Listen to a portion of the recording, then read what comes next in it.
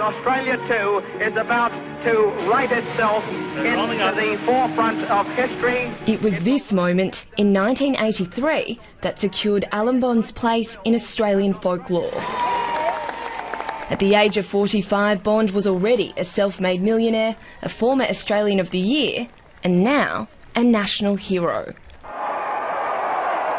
Born in England in 1938, Bond's determination and tendency to take risks were clear from an early age. I was always intending to be the forerunner in anything that was going on. First to do things and first one to take the dare to jump into the river or whatever it might be. He started his career in Australia as a signwriter before moving into property development and quickly making his fortune. In 1987, a meeting at Sydney's Wentworth Hotel with Channel 9 boss Kerry Packer emptied his pocket but expanded his empire. Kerry thumped the table and said, "Listen, if you can pay me $1 billion, I'll sell them to you, otherwise bugger off."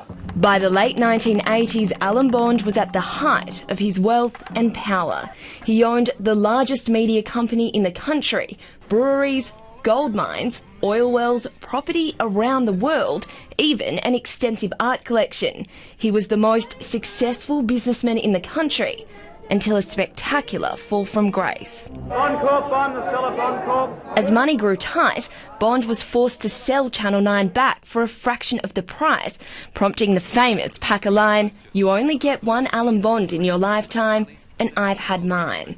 Then came the Rothwell's bank scandal, a litany of dodgy deals, state government involvement, and eventual royal commission into what became known as WA Incorporated.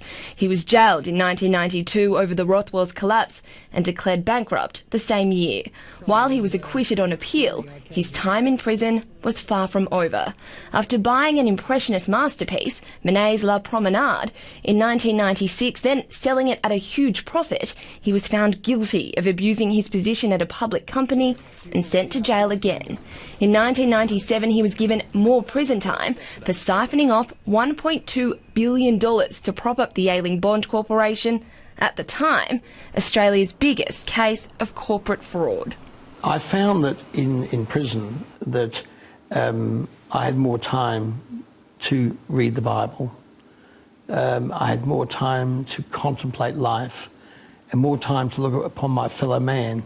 And I worked very hard during the period in there to help other people in the same situation.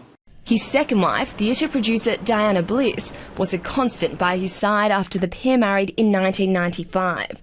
Behind the public appearances was a private battle with depression. She was found dead at their Perth home in 2012. Despite Bond's criminal past, he rebuilt his fortune and was guest of honour at reunions commemorating the America's Cup win. Ladies and gentlemen, Alan Bond.